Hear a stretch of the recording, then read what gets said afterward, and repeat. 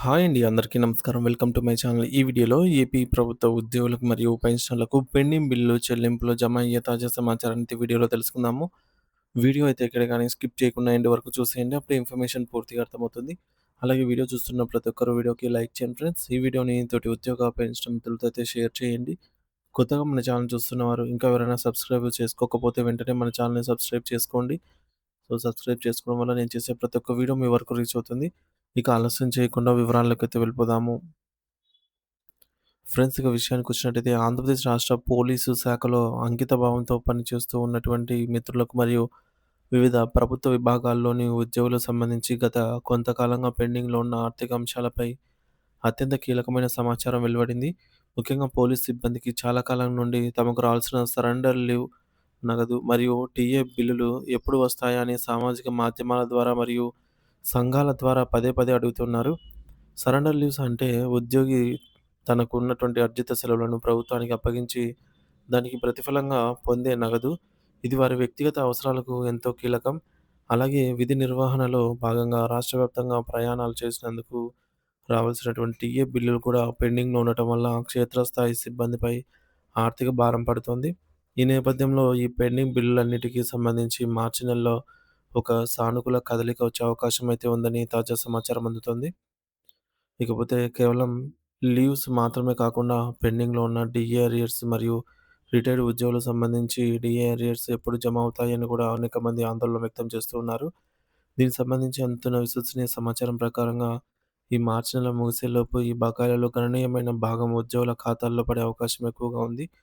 ఎందుకంటే ఆర్థిక సంవత్సరం ముగింపు కావడంతో బడ్జెట్ కేటాయింపులను పూర్తి స్థాయిలో వినియోగించుకోవాలని ప్రభుత్వం భావిస్తోంది.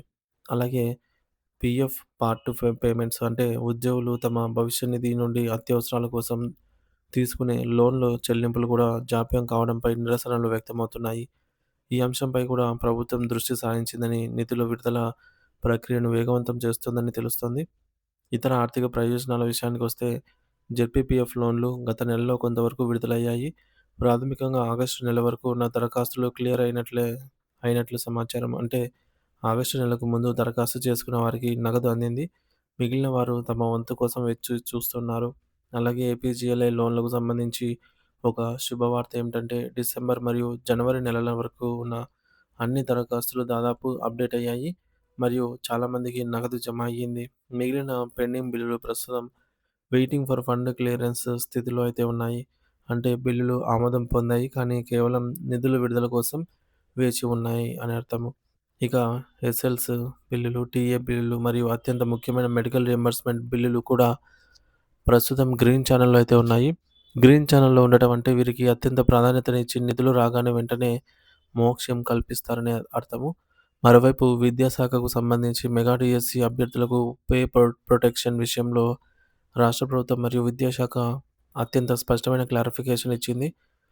2025 మెగా డిఎస్సి ద్వారా ఎంపికైన ఉపాధ్యాయులు అంతకుముందు వివిధ సొసైటీలలో లేదా ప్రభుత్వ అనుబంధ సంస్థల్లో పనిచేసి ఉంటే వారి పాత జీతాన్ని మరియు సర్వీస్‌ను పరీక్షించేలాగా పే ప్రొటెక్షన్ కల్పిస్తున్నారు. దీనికోసం ఫండమెంటల్ రూల్స్‌లోని ఆహ్, ఈ యొక్క ఎఫ్ఆర్ 22A4 నిబంధనను వర్తింపజేయాలని ప్రభుత్వం నిర్ణయించింది.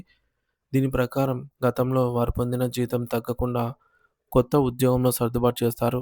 సంబంధిత జిల్లా విద్యాశాఖాధికారులు డీఈఓ మరియు ఈ కేసును నిశితంగా పరిశీలించి ప్రభుత్వ మెమో ప్రకారం అన్ని నిబంధనలు నెరవేర్చిన వారికి పే ప్రొటెక్షన్ మంజూరు చేయాలని స్పష్టమైన ఆదేశాలైతే జారీ అయ్యాయి. ఇది కొత్తగా రిక్రూట్ అయిన ఉపాధ్యాయులకు ఒక గొప్ప ఆర్థిక భరోసా అని చెప్పవచ్చు. చివరగా సిపిఎస్ ఉద్యోగులకు సంబంధించి కూడా ఒక కీలకమైన పరిణామం చోటు చేసుకుంది.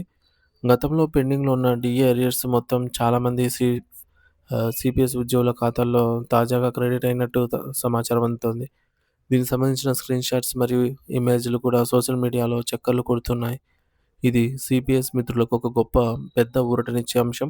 అంతేకాకుండా సిపిఎస్ వెబ్‌సైట్ మరియు విత్‌డ్రాయల్ పోర్టల్ ప్రస్తుతం సమర్థవంతంగా పనిచేస్తోంది.